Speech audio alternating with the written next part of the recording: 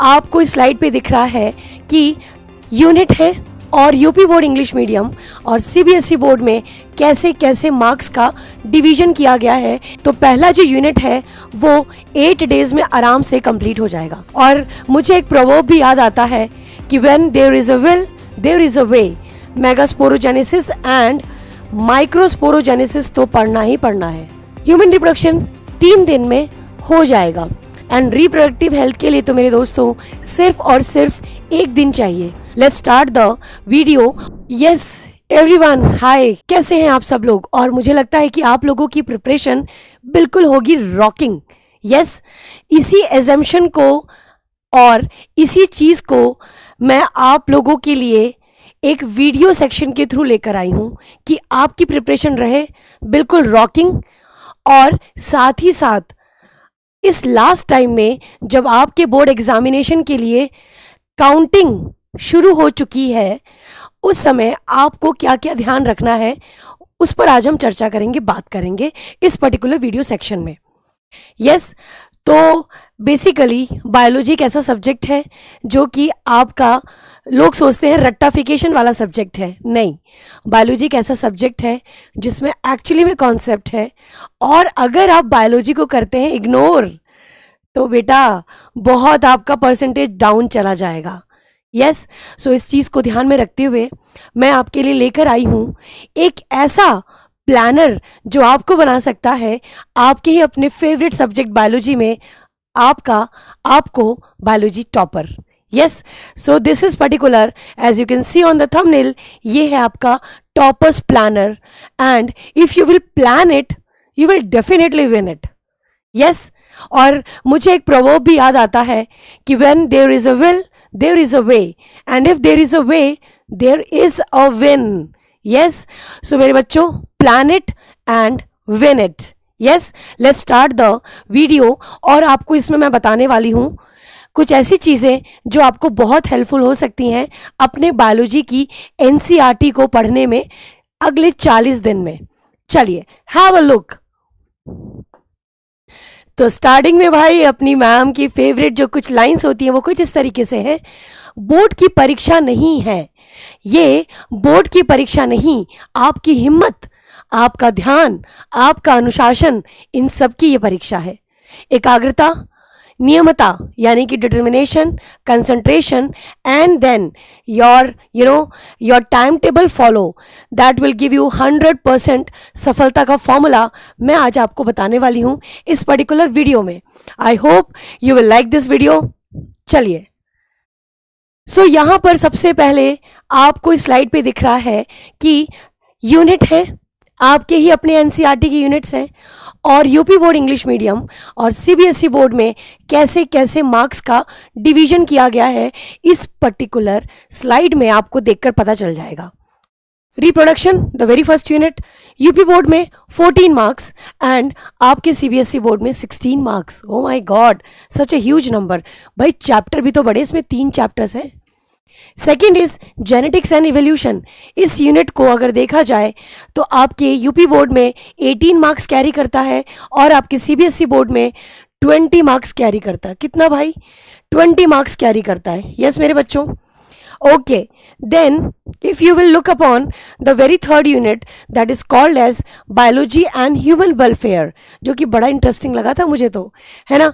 और इसमें आप देखते हो कि यूपी बोर्ड में it is 14 marks and for CBSE it is carrying 12 marks. Human health, immunity, अच्छे से रखना अपनी इम्यूनिटी को। बायोटेक्नोलॉजी एंड इट्स एप्लीकेशन, तो इसमें आपके 2 चैप्टर्स हैं। आप अगर देखते हो यूपी बोर्ड में तो ये चैप्टर कैरी करता है 10 marks, but when you are talking about the CBSE board it carries around 12 marks. Last but not the least that is ecology and environment. इन दोनों को अगर आप देखते हो तो you will get in UP board it is carrying 14 marks. 14 marks, very crucial. And for CBSE board, it is carrying 10 marks. So guys, अगर आपकी इन सारी चीज़ों पे पकड़ है, you can definitely dream of 70 out of 70. और भाई देखो 30 marks तो आपके अपने स्कूल की टीचर, आपके अपने प्रैक्टिकल एग्जामिनेशन के हाथ में है. So you can score 100 out of 100. Yes, mind it.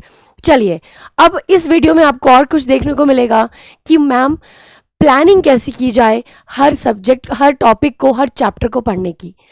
देखिए, ये प्लानिंग स्ट्रैटेजी हर किसी के लिए अलग अलग हो सकती है, लेकिन ऑलमोस्ट अप्रॉक्सीमेटली आपको इतने ही दिन में इन सारे चैप्टर्स को कवर करना है।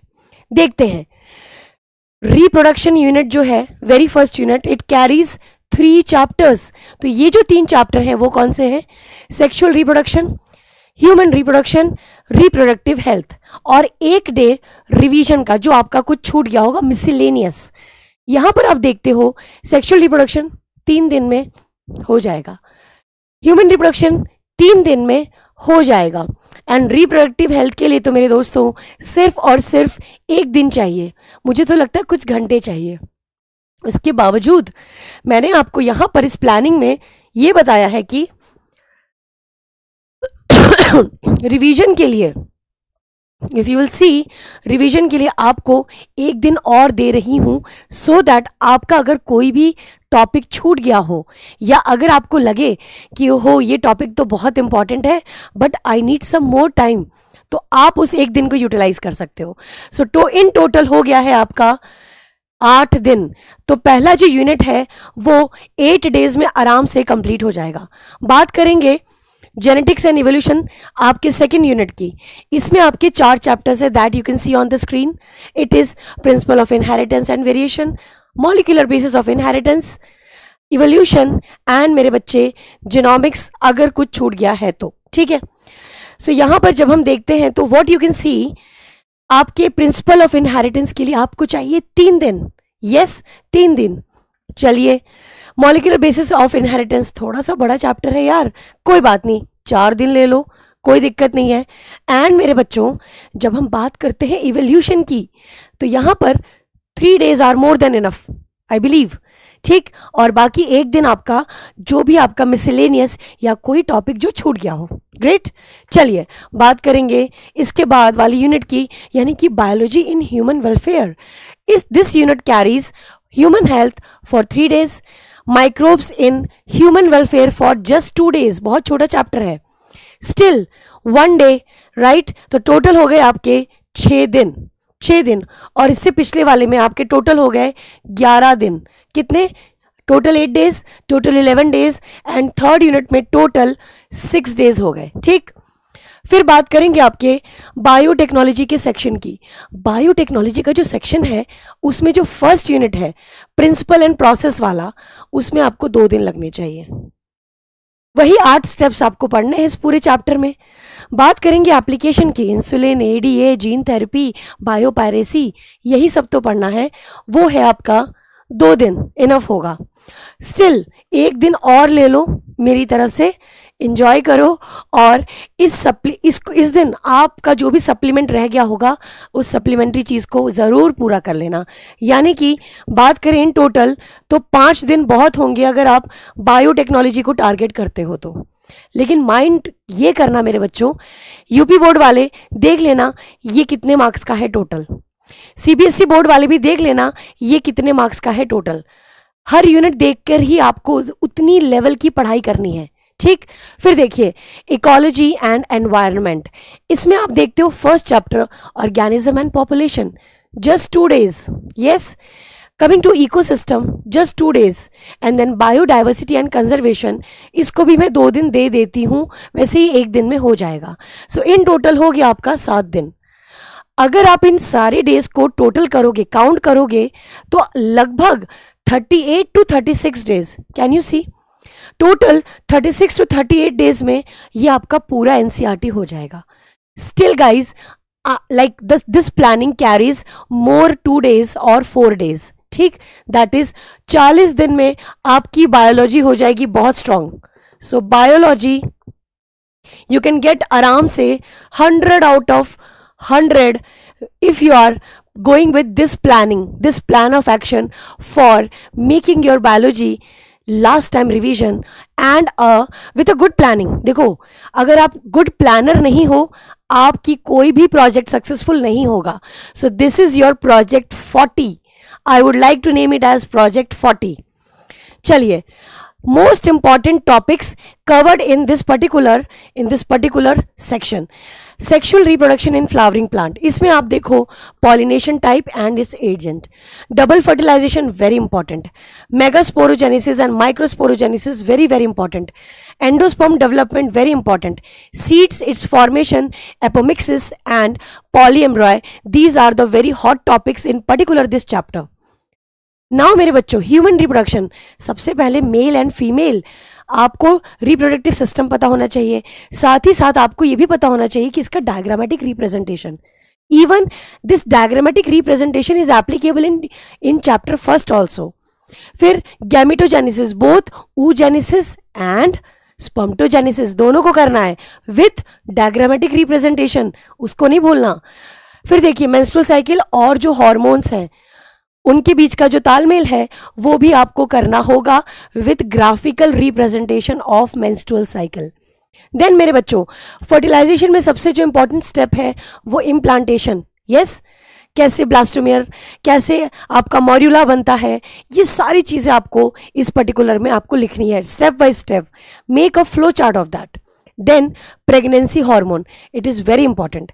Coming to the third chapter, that is reproduction health.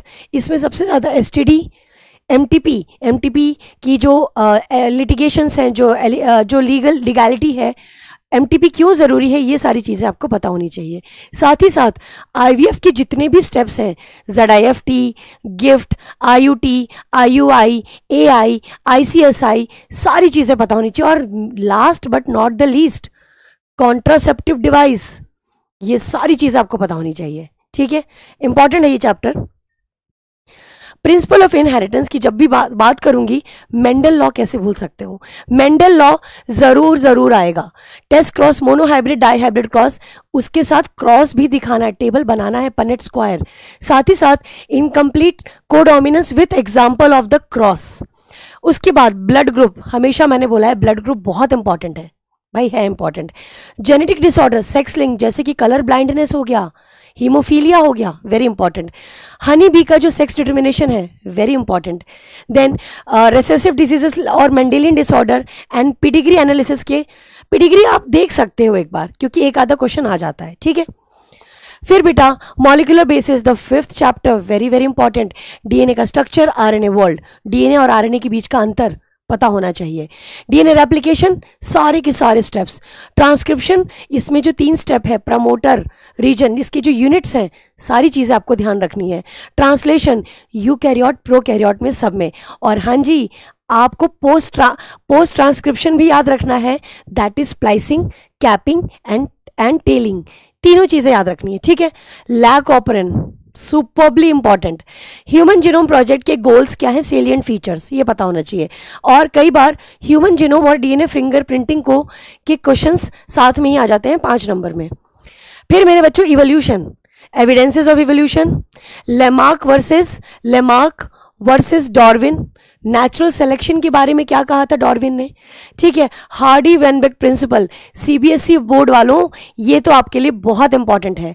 Origin of life of theories, adaptive radiation and मेरे बच्चों Oparin and Haldane Miller Urey experiment.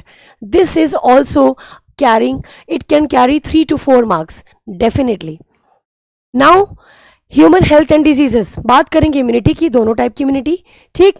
Vaccine, antibodies, AIDS, cancer, pathogens क्या होते हैं, and then common human diseases, ये जरूर पढ़ना है. Pneumonia, ठीक, आपकी क्या था, amoebiasis, yes, malaria, very important. And a note on drug abuse and alcoholism, जरूर ऐसे जैसे फॉर्मेट में आ सकता है. Microbes in human welfare, industrial production, STP, biogas, भाई ये 3 तो छोड़ने नहीं है. फिर देखो bio control and bio fertilizers भी आएगा उसमें. ठीक है. बायोटेक्नोलॉजी में देखो restriction enzyme, cloning vectors, RDNA के सारे स्टेप्स. PCR का स्टेप 3 मार्क्स में पूछ लेता है. जेल इलेक्ट्रोफोरेसिस एंड मेरे बच्चों competent cells and transformation methods, जो कि आपको सेलेक्टेबल मार्कर वाले टॉपिक वाला जो है वो याद हो गया होगा आपको. फिर बात करेंगे बायोटेक के 2nd चैप्टर एप्लीकेशन की. इसमें GM crops, pest resistant herbicide, RNA RNA नहीं भाई, RDNA technology, it has to be RDNA, ठीक है। जीन थेरेपी, एंड देन साथ ही साथ आपका मॉलिक्यूलर डायग्नोसिस बायोटेक मेडिसिन में, यानी कि इसकी बात कर रहे हैं, इंसुलिन की बात कर रहे हैं। और मेरे बच्चों बायोपायरेसी एंड बायोसेफ्टी, ये तो ज़रूर आपको पढ़ना है। फिर देखिए ऑर्गेनिज्म एंड पॉपुलेशन में population attribute, birth rate, death rate, sex ratio and product population attributes, इसमें इन सब में आपको ये सारी चीज़ें पढ़नी है। Population growth model, exponential and logistic, वो दोनों ग्राफ वाले, एंड पॉपुलेशन इंटरएक्शन, कमेंसिलिज्म, एमेंसिलिज्म, साथ ही साथ पैरासिटिज्म, प्रीडेटर्स, यस, और सेमीबायोटिक रिलेशनशिप, सारी चीज़ें पढ़नी है इसमें जो मैंने बताया है, coating with the example, yes. Ecosystem के कंपोनेंट्स, और हाँ जी, पिरामिड को आप कैसे छोड़ सकते हो, ecological pyramid with energy flow. Ecological pyramid तो मतलब आता ही आता है, मेरा भी फेवरेट है। बात करेंगे लास्ट टॉपिक की, that is biodiversity and conservation. इसमें आपको level of biodiversity, hotspot, ex situ, in situ conservation क्या होती है, बायोडाइवर्सिटी के लॉस के कॉजेज क्या क्या हैं, ठीक है, और पैटर्न ऑफ बायोडाइवर्सिटी पढ़ेंगे इस चैप्टर में। और इसको भी ये नहीं सोचेंगे कि यार ये तो बहुत इजी पीजी चैप्टर है, नहीं, ज़रूर पढ़ना है। फिर देखिए मेरे बच्चों, 5 मार्क्स के प्रोडक्शन, कौन कौन से 5 मार्क्स वाले क्वेश्चंस आ सकते हैं, तो देखो फटाफट से कंप्लीट करते हैं। सेक्सुअल रिप्रोडक्शन में double fertilisation post embryo sac outbreeding devices, outbreeding devices. Embryo sac में आपको एम्ब्रियो डेवलपमेंट, ठीक है, सॉरी इट्स एम्ब्रियो डेवलपमेंट और megasporogenesis, yes, megasporogenesis and microsporogenesis तो पढ़ना ही पढ़ना है। इनमें से कुछ भी 5 मार्क्स में आ सकता है, it is just the production. Second unit spermatogenesis versus oogenesis यानी कि gametogenesis, menstrual cycle, so this is menstrual cycle, this is menstrual cycle, hormones, fertilisation and implantation के स्टेप्स, ठीक है। चलिए थर्ड वाले में मुझे लगता नहीं है 5 नंबर का कुछ पूछ सकता है। थर्ड चैप्टर में मैंने वही चैप्टर्स इंक्लूड किए हैं जिसमें लगता है कि 5 मार्क्स का आता ही आता है या आ सकता है। Dihybrid cross with law of independent assortment, sex linked inheritance, haemophilia, colour blindness, pedigree analysis and honey, मतलब 5 मार्क्स की बात कर रहे हैं हम, ठीक है। फिर देखिए 5th chapter molecular basis of inheritance, इसमें DNA reproduction, DNA replication, this is DNA replication, yes, transcription, translation, lac operin, human genome project and DNA fingerprinting, these are the hot topics for 5 marks. evolution में Hardy-Weinberg principle, yes, evidences theories के, और natural selection की बात करेंगे, natural selection की बात करेंगे, ठीक है जी। फिर मेरे बच्चों ह्यूमन हेल्थ में इम्यूनिटी, एड्स, उसकी पैथोनोजेनिसिटी एंड कैंसर बहुत इंपॉर्टेंट है। 5 नंबर। माइक्रोब्स में एसटीपी, बायोगैस, एंटीबायोटिक कैसे बना पेनिसिलिन, और इंडस्ट्रियल यूजेस क्या क्या है, ये इंपॉर्टेंट है। बायोटेक में आरडीएनए का पूरा एंटायर प्रोसेस, यानी कि सारे के सारे 8 step process, yes. Restriction enzyme and gel electrophoresis क्या हो सकता है, पीसीआर का मैकेनिज्म क्या है, 5 मार्क्स में आ सकता है।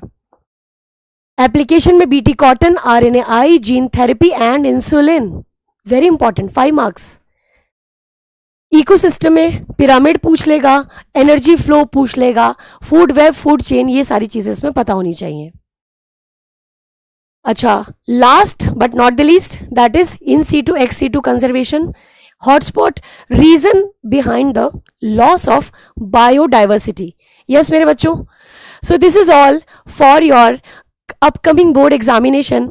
और मैं आपको ये बताना चाहती हूँ कि इस पर्टिकुलर प्लानर को अगर आपने फॉलो किया, 40 डेज में आपकी बायोलॉजी हो जाएगी आपके कब्जे में।